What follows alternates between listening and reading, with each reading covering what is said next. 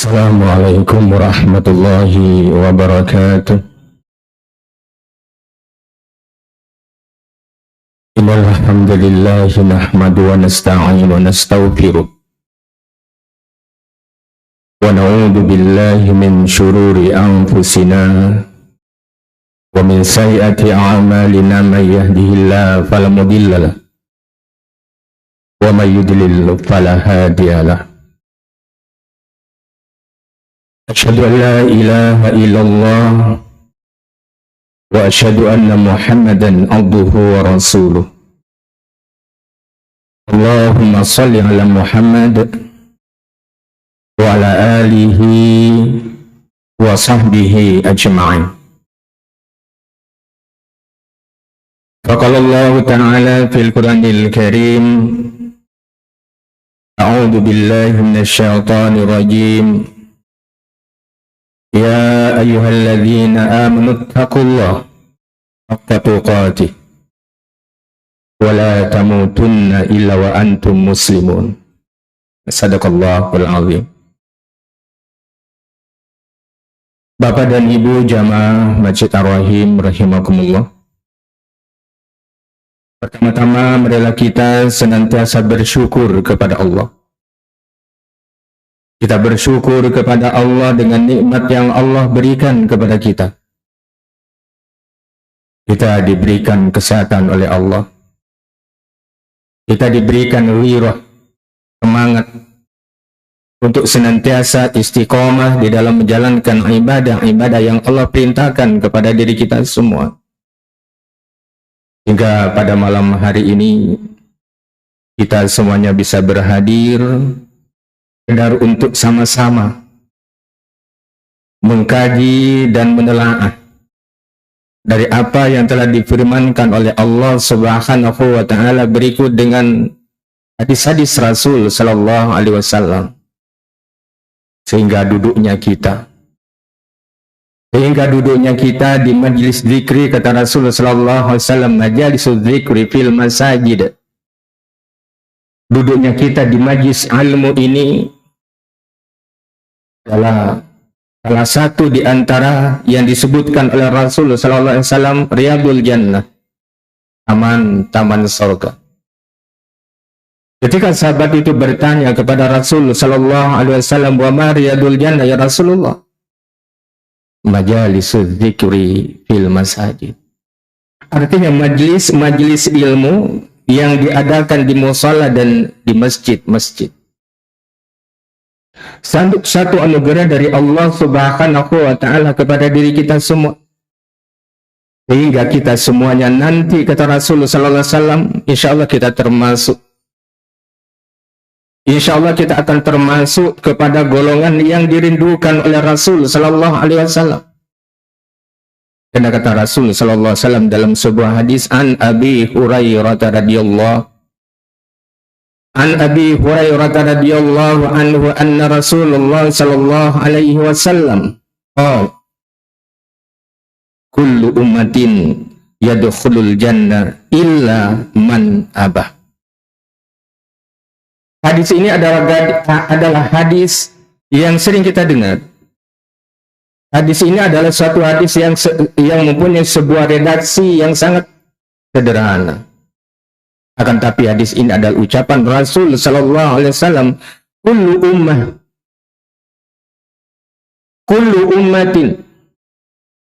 ummati yadkhulul jannah. Semuanya, tiap-tiap umatku, setiap umatku, kata Rasul sallallahu alaihi wasallam, yadkhulunal jannah, akan masuk ke surga Allah. Apa kata Rasul sallallahu alaihi wasallam? Illa man abah, kecuali yang kada mau, kecuali yang tidak mau. Maka ketika Rasul sallallahu alaihi wasallam menyampaikan illa man abah, terkecuali yang tidak mau masuk surga, tentu kita berataan. Tentu kita yang melaksanakan istiqomah di dalam ibadah kita, kita mengharapkan nanti masuk ke dalam surga Allah Subhanahu wa ta'ala. Ketika Rasul menjelaskan ya demikian, qalu ya Rasulullah wa man ya'ba. Ketika Rasul sallallahu alaihi wasallam menyampaikan yang demikian, maka sahabat itu bertanya kepada Rasul, "Ya Rasulullah, wa man aba, wa may ya'ba?" Ya Rasul, dia mengatakan orang yang enggan. Saya sekarang mau bertanya kepadamu, ya Rasulullah, wa man aba, wa man, dan siapa? Aba yang enggan itu siapa? Maka Rasul bersabda, "Qala man ata'ani dakhalal jannah." Kata Rasul sallallahu alaihi wasallam, "Qala man ata'ani dakhalal jannah." Siapa yang, kata Rasul sallallahu alaihi wasallam, "Man ata'ani," siapa yang taat menjalankan perintah Allah, itulah yang disebutkan olehku adalah dakhalal jannah, adalah orang yang masuk ke surga ketika seseorang itu melakukan ketaatan kepada Allah Subhanahu wa ta'ala. Yang seterusnya kata Rasul sallallahu alaihi wasallam, wa man asani faqad aba."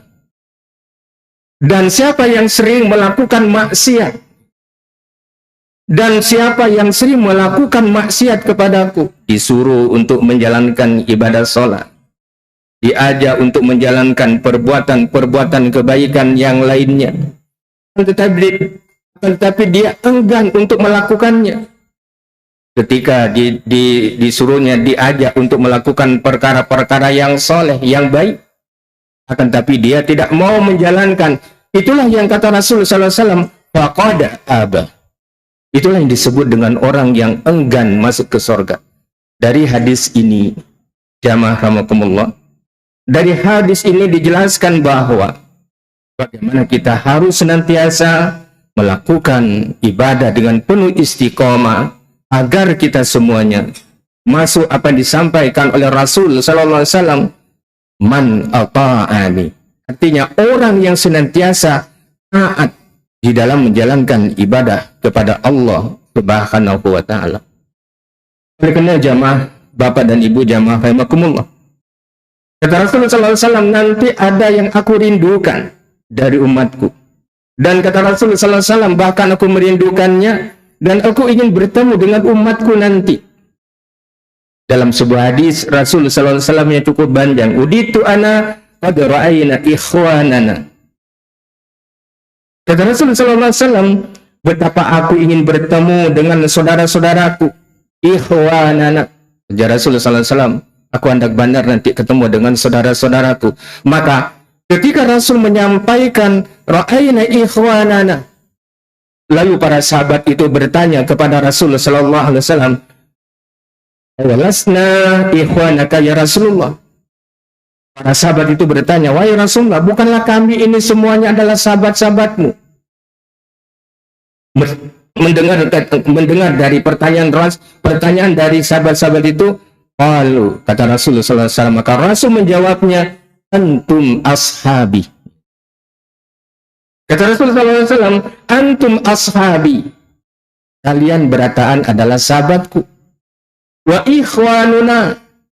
Dan kalian semua adalah saudara-saudaraku. Tetapi kata Rasulullah SAW, "Alladzina lam ya'tu ba'du." Yang aku ingin ketemu ini, kata Rasulullah SAW, umatku yang sesudah kalian semuanya.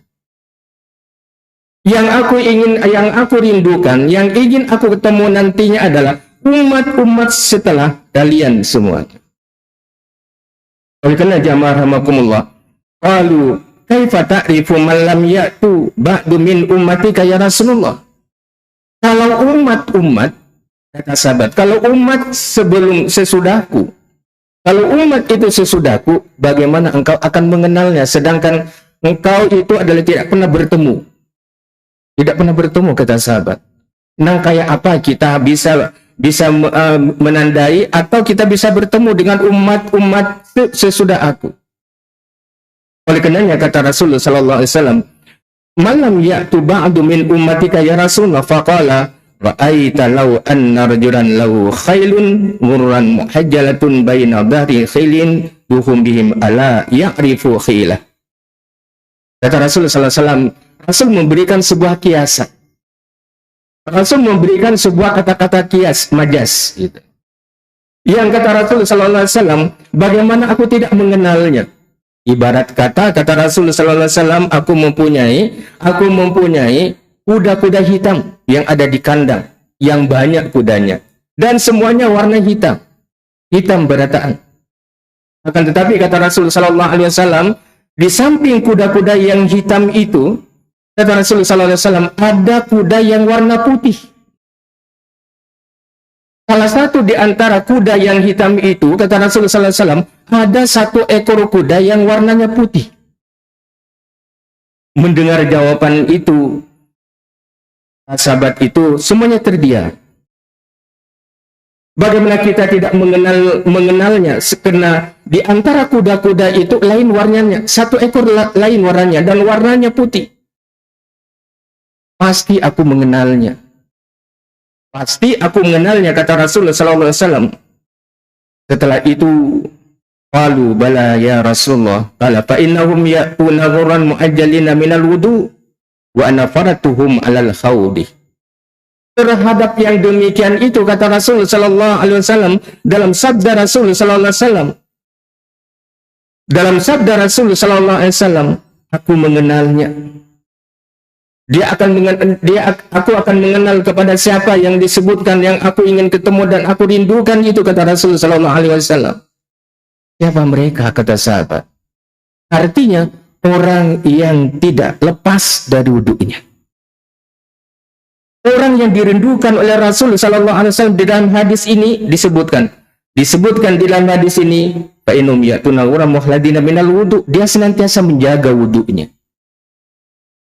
Dari hadis ini secara umum berbicara tentang perintah sholat 5 waktu yang senantiasa istiqomah kita menjalankan. Di samping itu, bagaimana kita senantiasa menjaga wudhu. Oleh karenanya tidak itu saja, kata Rasul SAW, ala khawd. Dan ketika seorang hamba itu, yang kata Rasul SAW, bisa menjaga yang demikian, nanti kata Rasul SAW, aku yang menunggunya nanti di telaga Al-Kautsar yang disebut dengan telaga Haud itu. Oleh karena jamaah rahimakumullah, hadis ini memberikan suatu motivasi kepada diri kita. Hadis ini adalah memberikan dorongan kepada diri kita. Karena wajah-wajah kita nanti yang senantiasa basah dengan wudhu, yang senantiasa kita menjaga wudhu, dan beda dengan orang-orang yang lain yang pada yaumil mahsyar ketika kita berdiri dari kejauhan, muka dan wajah kita akan bersinar. Wajah kita akan bersinar. Kenapa? Mereka senantiasa menjaga wudhunya. Karena jamaah rahimakumullah, hadis ini adalah memberikan satu dorongan, memberikan motivasi kepada diri kita. Hingga dengan demikian, apa yang telah difirmankan oleh Allah di dalam Al-Quranul Karim, apa yang telah dicontohkan oleh Rasul Sallallahu Alaihi Wasallam, sesungguhnya kata Rasul Sallallahu Alaihi Wasallam, bagaimana kita menjadi orang-orang yang senantiasa terbuka di dalam menerima kebenaran. Kebenaran itu datang daripada siapa? Tentu kebenaran itu datang dari Al-Quran dan hadis-hadis Rasul Sallallahu Alaihi Wasallam. Oleh karenanya, dalam sebuah hadis itu, kaifan syarahul sadri.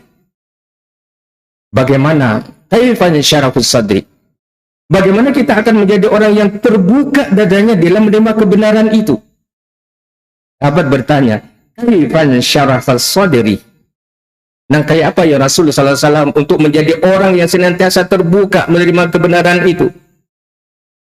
Kata Rasulullah SAW, "Idza dakhala nurul qalbi syaraha wa fasah." Ketika cahaya Allah masuk ke dalam diri kita, masuk ke dalam hati kita, maka seseorang yang hatinya akan menjadi terbuka dan lapang. Wakilah ya Rasulullah, kalau demikian, cahaya Allah sudah masuk, cahaya keimanan itu, isyarat-isyarat ilahiyah di dalam Al-Quran, menembus dada kita. Kita rasa keadaan nyaman, rasa bersalah kalau kita tidak melaksanakan sholat berjemaah di masjid misalnya. Itu bertanda bahwa, itu bertanda kata Rasulullah SAW, nilai syarah sadri, terbuka hati kita menerima kebenaran itu dan enggan kita untuk meninggalkan apa yang telah diperintahkan Allah dan apa yang telah diperintahkan Rasul kepada diri kita. Mendengar jawaban itu, maka para sahabat itu, faqila ya Rasulullah. Kalau yang demikian apa yang dimaksud dengan syarhas sadri, terbuka hati kita menerima kebenaran. Faqila ya Rasulullah alamatuhu, alamat. Bahasa kita alamat itu tanda, kalau dalam bahasa Arab alamat. Alamatnya di mana kan?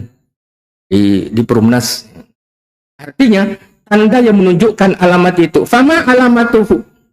Tanda-tandanya gimana ya Rasul sallallahu alaihi wasallam? Orang yang senantiasa terbuka hatinya menerima kebenaran itu. Tandanya gimana? Apa tanda-tanda orang-orang yang senantiasa terbuka di dalam menerima kebenaran? Ketika kita mendengarkan ceramah. Ketika kita mendengarkan ceramah dari para ustadz-ustadz kita. Ada satu yang kita bisa ambil dari ceramah intisari. Yang satu itu akan merubah diri kita, dalam artian adalah sesuatu yang baik yang diterima, maka akan merubah perilaku dan apapun yang kita lakukan kalau itu datangnya dari hadis Rasulullah sallallahu alaihi wasallam. Wa ma amalatu ya Rasulullah. Rasulullah sallallahu alaihi wasallam gampang, sederhana gitu. Orang yang terbuka hatinya dalam menerima kebenaran itu sederhana, kata Rasulullah sallallahu alaihi wasallam. Yang pertama kata Rasulullah sallallahu alaihi wasallam, al-inabatu ila daril khulud. Al-inabah adalah orang yang senantiasa bertaubat kepada Allah. Orang yang senantiasa beristighfar kepada Allah. Orang yang senantiasa bertaubat kepada Allah. Di samping mereka itu bertaubat kepada Allah subhanahu wa ta'ala, dia menyadari di dalam hatinya. Dia menyadari di dalam hatinya itu daril khulud, bahwa kita akan menuju kepada suatu negeri yang maha kekal. Dia menyadari. Menyadari yang dimaksud, boleh menyadari dari umur kita, gitu kan. Boleh menyadari dari umur kita umur berapa, gitu. Lalu kita sadar bahwa kita akan kembali di negeri yang kelak, yang kekal, khalidina fiha, daril khulud, sebuah negeri yang kekal itu. Oleh karenanya, kesadaran yang dimaksud akan merubah sikap kita. Kesadaran yang dimaksud ketika kita mendapatkan nurul kambil syarah awam fasah. Dia ketika Allah memberikan nur cahaya kepada diri kita, maka cahaya itu akan membuka dada kita, membuka hati kita, sehingga kita gampang menerima kebenaran itu. Kebenaran itu datangnya dari Allah, dan kebenaran itu datangnya dari hadis Rasulullah SAW, Al-Quran, dan As-Sunnah. Oleh karena kata Rasulullah SAW, yang kedua, konsep Rasulullah SAW, siapa yang dimaksud orang yang menerima kebenaran itu? Orang yang sangat gampang menerima kebenaran itu. Yang kedua, kata Rasulullah SAW, wattajafi andaril hurur. Yang kedua, kata Rasulullah SAW, wattajafi andaril hurur. Hurur artinya adalah bagaimana dia menyadari bahwa hidup kita sekarang, hidup kita ini adalah berada di dalam sebuah negeri daril hurur.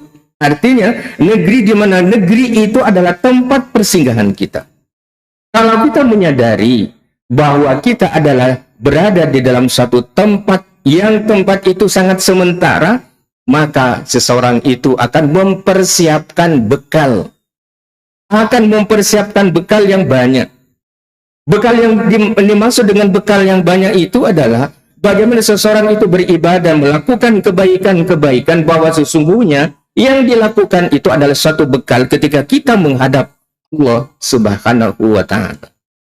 Itu yang kedua.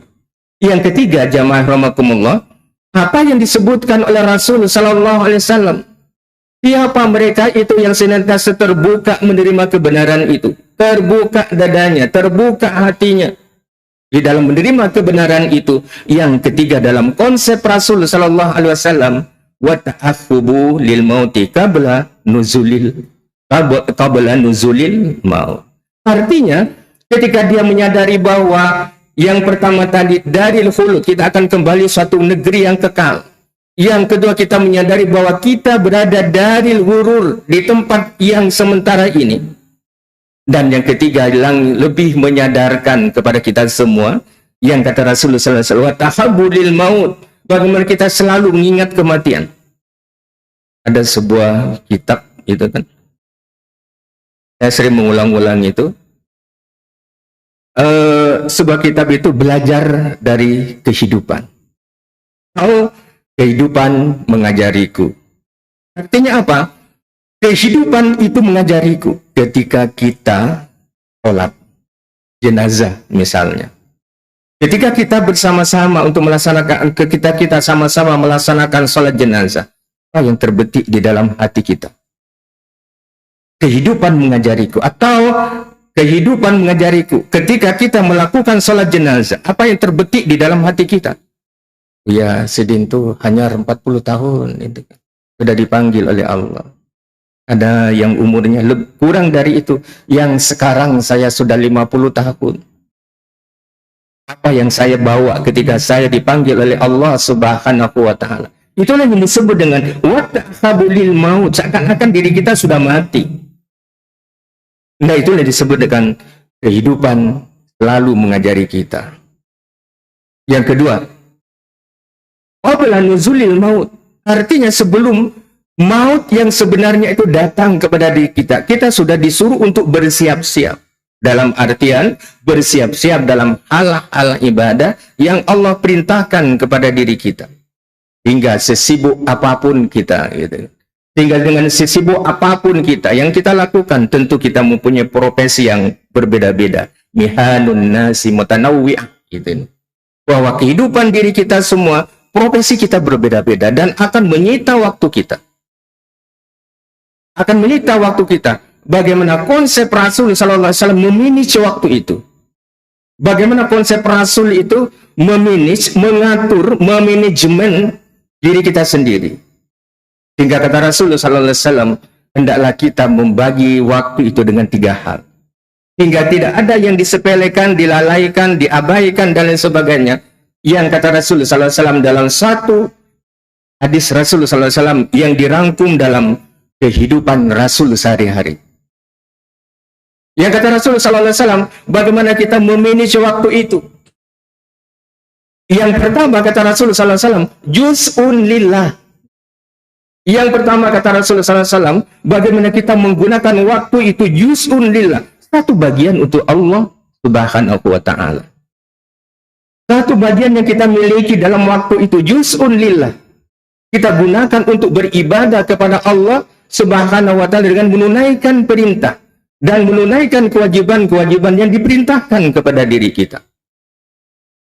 Yang kedua, jamaah rahimakumullah, bagaimana Rasul itu memanage waktu untuk diri kita, untuk dirinya itu, kata Rasul sallallahu alaihi wasallam, lalu harus kita beribadah di masjid terus? Tidak demikian. Rasul masih mengatakan bahwa yang kedua itu dalam memanage waktu itu, kata Rasul sallallahu alaihi wasallam, juz'un li ahlihi.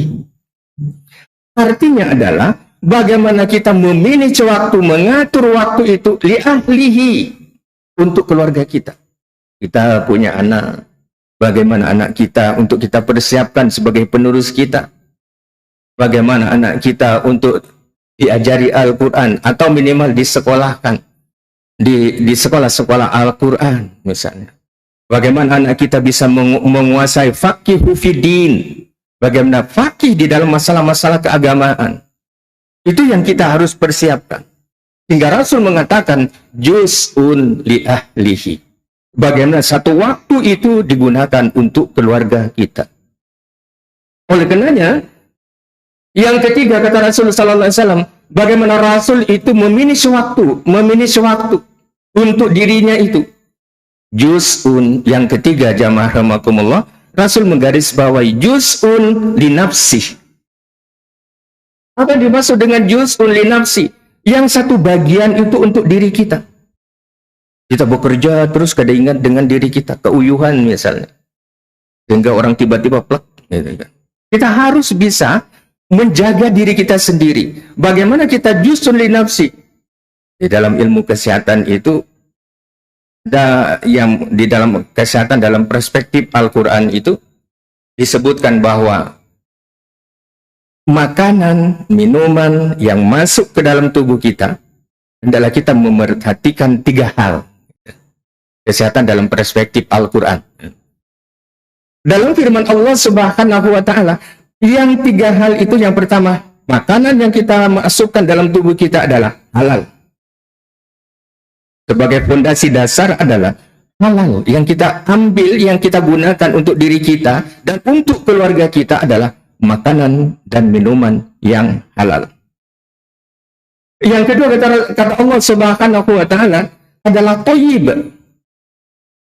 Thayyib itu ada baik, ada makanan terlalu asin, tidak cocok untuk hipertensi, gitu. Ada minuman, akan tetapi dia mengandung zat dengan gula yang begitu banyak. Minuman mungkin kita bisa tahu semua kan, sehingga tidak cocok orang yang terkena diabetes. Minuman, makannya itu baik, akan tetapi tidak baik untuk diri kita. Yang ketiga, jamaah rahmatullah, yang ketiga di dalam Al-Quran itu disebutkan bahwa makanan hani'am mari'ah, yang kita minum, yang kita makan itu adalah tidak memberikan mudarat kepada kita, akan tapi hani'am mari'ah adalah memberikan manfaat kepada kita. Nah, itu yang disebut dengan linafsi. Bagaimana kita menjaga untuk menggunakan waktu linafsi, untuk menjaga satu bagian adalah untuk diri kita. Oleh karena jamaah rahmatullah, yang ketiga hal ini yang halal, thayyib, hani'am mari'ah, hendaklah kita menjaga dari sesuatu yang kita masukkan ke dalam tubuh kita. Maka hadis itu mengatakan kullu lahmin nabata minal haram fannaru aula bih, gitu. Aula bih. Artinya, kenapa kita disuruh melakukan hal yang demikian? Kenapa kita di dalam firman Allah Subhanahu wa Ta'ala, bagaimana kita menjaga makanan yang kita asupkan ke dalam tubuh kita? Karena kata Rasul sallallahu alaihi wasallam, sinergi dari hadis, sinergi dari Al-Qur'an dan hadis, maka hadis itu mengatakan kullu lahmin nabata, kullu, tiap-tiap, lahmin, daging, nabatah, yang tumbuh, minal haram, dari sesuatu yang haram, pannaru aulabih. Artinya, api neraka itu lebih utama memakannya daripada yang lainnya. Itulah disebutkan yang disebutkan oleh Rasul SAW, bagaimana konsep memanage diri kita. Yang pertama Allah sebutkan tadi bahwa juz'un lillah, juz'un li ahlihi, juz'un li nafsi. Ketika Rasul menyebutkan juz'un li nafsi, gitu, Rasul tidak melulu kepada diri kita, kepentingan diri kita. Rasul ketika menyebutkan juz'un li nafsi masih membagi kepada hal yang lain. Apa yang dimaksud kata Rasul sallallahu alaihi wasallam? Juz'un li nafsi, selain kepada diri kita harus bisa bermanfaat kepada orang lain. Diri kita harus bisa bermanfaat kepada orang lain. Oleh karena jamaah rahimakumullah, konteks dari hadis ini memberikan satu penjelasan kepada diri kita, bagaimana kita selalu mendekatkan diri kepada Allah. Bagaimana kita selalu mendekatkan diri kepada Allah Subhanahu wa Ta'ala. Mendekatkan diri dalam bahasa hadis itu disebutkan dengan muraqabah. Bagaimana muraqabah itu? Untuk mendekatkan diri kepada Allah, yaitu qablal amal. Di dalam hadis itu dijelaskan bahwa bagaimana kita mendekatkan diri qablal amal, sebelum qablal amal. Sebelum kita melakukan perbuatan, apa perbuatan yang kita lakukan sesuai dengan anjuran Rasul. Nah, itu yang harus kita perhatikan. Kata Rasul sallallahu alaihi wasallam, ketika seseorang itu melakukan sesuatu, muraqabah yang dimaksud adalah yang harus kita perhatikan yang pertama adalah qablal amal. Sebelum kita melakukan perbuatan itu, kita terlebih dahulu mengkaji, menelaah. Kalau saya melakukan demikian, maka sesuai dengan sabda Rasul. Kalau saya mengambil tindakan yang demikian, maka sesuai dengan firman Allah dan hadis-hadis Rasul. Ketika tidak ada tuntunan, dari Allah dan Rasulnya, maka kita jangan mengerjakannya. Nah, itu disebut dengan bagaimana muraqabah yang harus kita lakukan. Seperti yang telah disebutkan dalam hadis Rasul sallallahu alaihi wasallam. Oleh karenanya, Yang kedua kata Rasul sallallahu alaihi wasallam, yang kedua di dalam kajian-kajian hadis itu yang muraqabah mendekatkan diri kepada Allah fil amal. Ketika kita melakukan amal ibadah salat misalnya. Bagaimana kita ketika kita melakukan salat misalnya. Dan pada saat kita melakukan salat itu ada beberapa hal yang tidak boleh kita lakukan.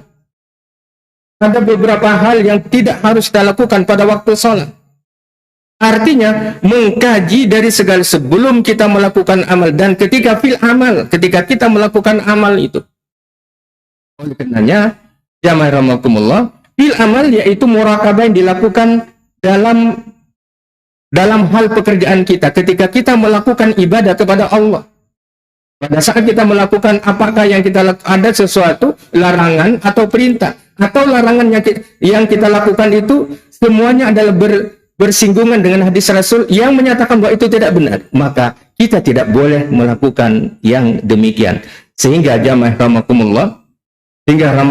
rahimakumullah, kesimpulannya adalah bagaimana kita melakukan amal-amal itu, bagaimana kita melakukan amaliyah, bagaimana kita melakukan ibadah itu adalah ketika yang kita lakukan itu adalah ada tuntunan dan ada tuntunannya di dalam Al-Quran dan ada tuntunannya di dalam hadis-hadis Rasul. Qablal amal, fil amal, sehingga dengan demikian kita melakukan apa yang telah diperintahkan oleh Rasul Sallallahu Alaihi Wasallam. Jangan seperti apa yang disebutkan oleh Rasul Sallallahu Alaihi Wasallam, salasun muhlakatun, ruhun mata, wa hawa muttabaun, wa ijabul mar'i ala nafsi. Hadis ini menceritakan bahwa ada 3 bahaya yang akan menghancurkan kehidupan manusia, kehidupan kita. Salasun muhallakatun, sokun mutta'a, wa hawan muttaba, wa ijabul mar'i ala nafsi. Ada sesuatu amalan yang kata Rasul itu akan bisa menghancurkan kita. Apa itu? Yaitu seseorang yang senantiasa kebakilan, bakil, pengasit, pengasit, padahal dia mampu untuk melakukannya, akan tapi dia tidak mau terbuka tangannya untuk memberikan sesuatu. Itu yang disebutkan akan menghancurkan dirinya sendiri. Artinya kalau dia memberi selalu menghitung-hitung, kalau saya sikan demikian duitku kurang gitu. Kalau saya melakukan demikian nang kaya apa di rumah. Artinya selalu melakukan syuhun mata. Yang kedua yang bisa menghancurkan diri kita semua kata Rasulullah SAW, salasun muhallakah wahawan muttaba. Orang yang senantiasa mengikuti hawa nafsunya. Dan hawa nafsu itu akan selalu menggoda kepada diri kita. Sehingga di dalam Al-Quran, di dalam surah Al-Ankabut itu diceritakan bagaimana kaum Ad, bagaimana Ad dan Samud. Ada juga di dalam Al-Quran itu Saba gitu kan. Negeri Sabah itu ada negeri yang sangat makmur dulunya. Hingga dengan penuh dengan buah-buahan itu, kita tidak usah memetik di dalam Al-Quran. Begitu kita jalan di kebun itu, bawa bakul, semuanya akan jatuh ke bakul kita, saking makmurnya. Akan tetapi, negeri Sabah penduduknya itu, banyak yang mengingkari Allah Subhanahu wa Ta'ala, tidak menjalankan perintah Allah Subhanahu wa Ta'ala. Itulah yang disebut dengan wa'adau wa samud wa laqad tabayyana lakum mim masakinihim wa zayyana lakum asyaitanu a'malahum fasaddaqum anis sabil wa ma kanu mustabsirin. Allah Subhanahu, kamu jangan seperti kaum Ad. Kamu jangan seperti kaum Samud. Yang kata Allah Subhanahu wa ta'ala wa samud wa laqad tabayyana lakum mim masakin wa zayyana lakum asyaitan. Kita harus menyadari gawean setan itu apa? Membuat sesuatu agar manusia itu tertarik untuk melakukannya. Itu gawean setan itu. Wa zayyana lakum asyaitan a'malahum fasaddaqum. Maka kata Allah Subhanahu wa Ta'ala, setan itu akan menjadikan sesuatu yang jelek, sesuatu yang dilarang oleh Allah Subhanahu wa Ta'ala, akan tetapi dia membuat sesuatu itu menjadi indah baik sehingga orang itu melihatnya berbondong-bondong datang ke sana. Wa'adau wa samud wa laqad tabayyana lakum mim masakinihim wa zayyana lakum asyaitanu a'malahum fasaddahum anis sabil. Kalau orang sudah berbondong-bondong melakukan kejelekan, tarik dengan apa yang disebut tabau hawa, mengikuti dari perbuatan, mengikuti dari hawa nafsunya. Orang banyak melakukannya, fasaddakum anis sabil, maka Allah katakan dia sudah memilih jalan. Sesungguhnya mereka itu yang berbondong-bondong melakukannya, fasaddakum anis sabil, maka sesungguhnya mereka telah melakukan perbuatan dan memilih jalan yang sesat. Dan ditutup ayat itu dengan wa ma kanu mustabsirin, padahal kita sudah tahu. Padahal itu sudah kita tahu, kata Allah Subhanahu wa taala.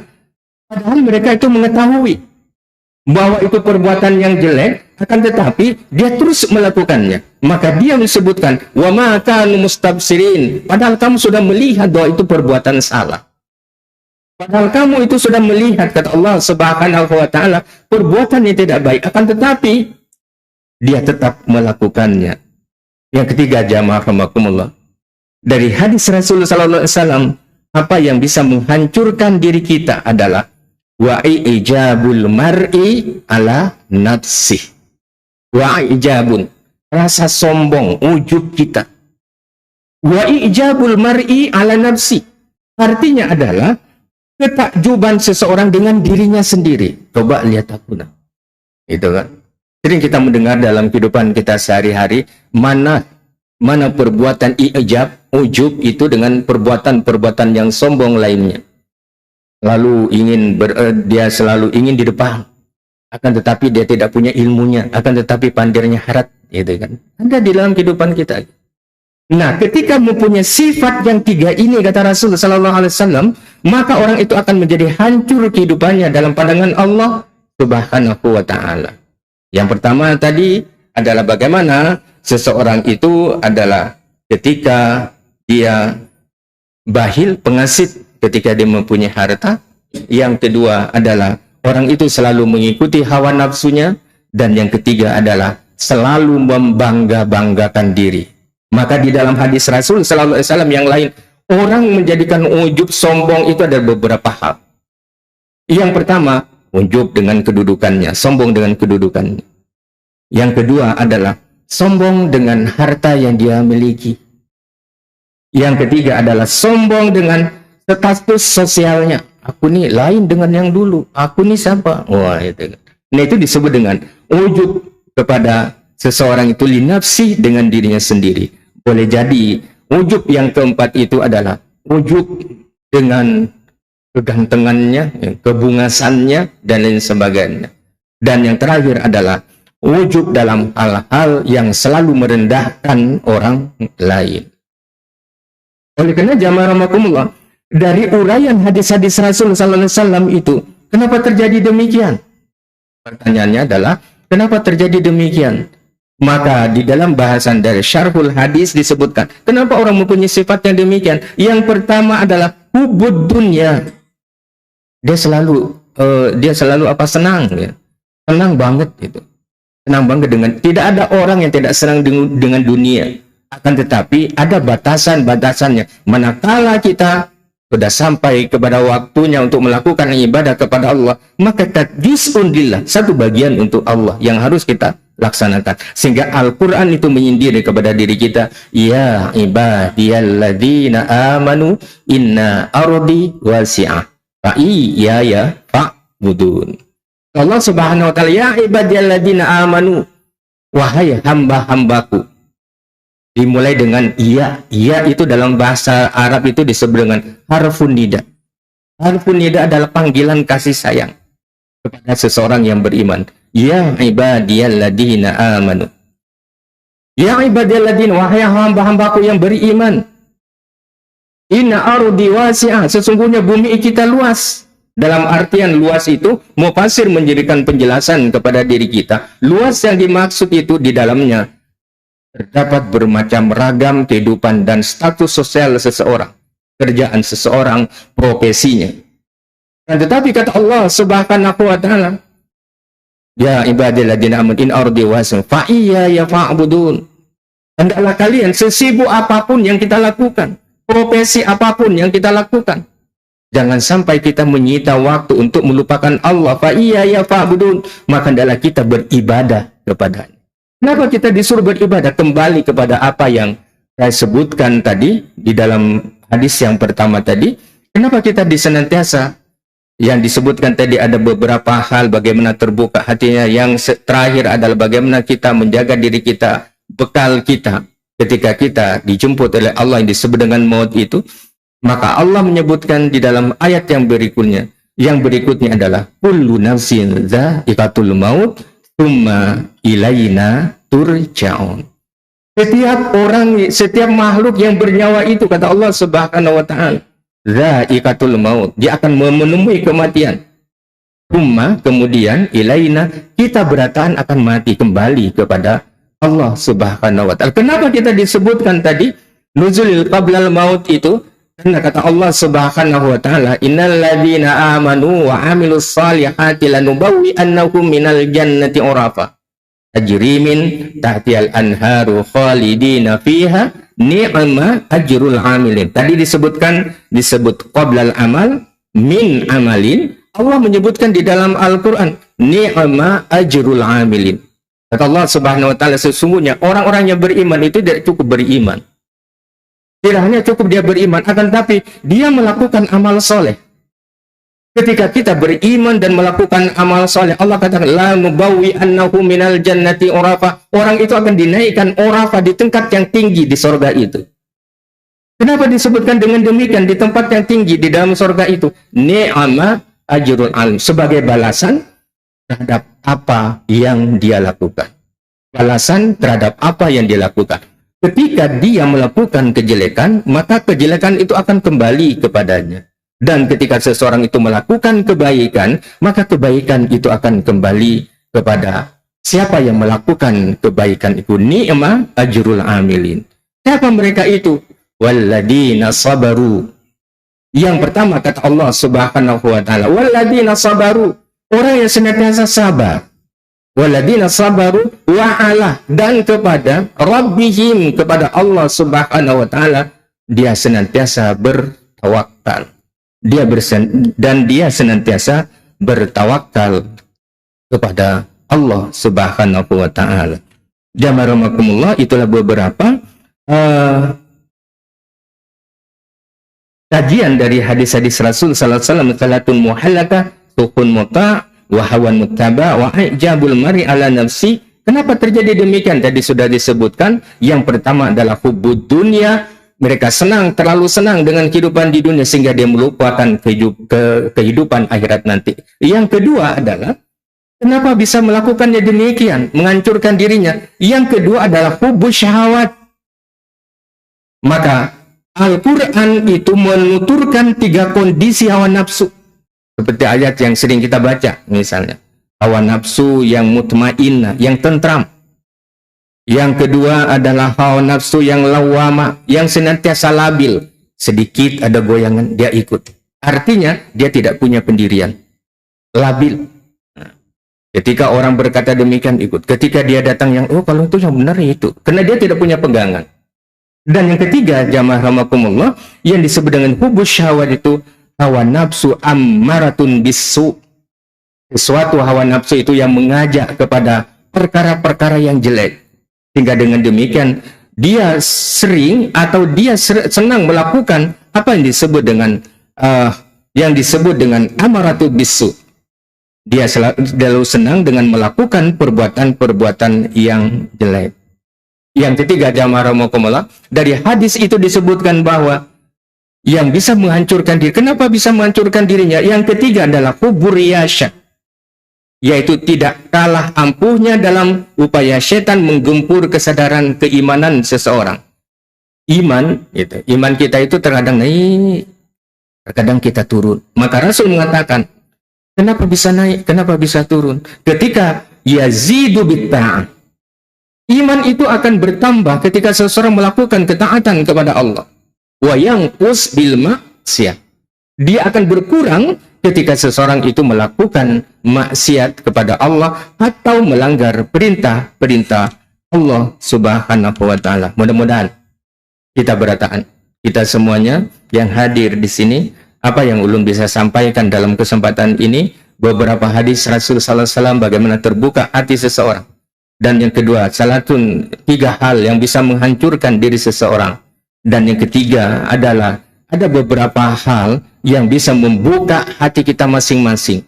Dan yang pertama tadi adalah bagaimana seseorang, siapa mereka yang ditunggu oleh Rasulullah SAW di Telaga Hud itu, di Telaga Al-Kautsar itu adalah orang yang senantiasa basah wajahnya dengan wudhu, dan dia nanti yaumil mahsyar dia akan berbeda dengan yang lainnya. Kenapa berbeda? Karena wajahnya selalu bersinar beda dengan orang yang, mudah-mudahan apa yang ulun sampaikan ini ada pada diri kita berataan, dan sekaligus kita mengambil ibrah dan pelajaran dari apa yang disampaikan oleh Rasul Sallallahu Alaihi Wasallam, sehingga kita semuanya akan ditempatkan oleh Allah dalam surga Allah yang disebut dengan A'raf tadi. Amin ya rabbal alamin. Billahi taufiq wal hidayah. Assalamualaikum warahmatullahi wabarakatuh.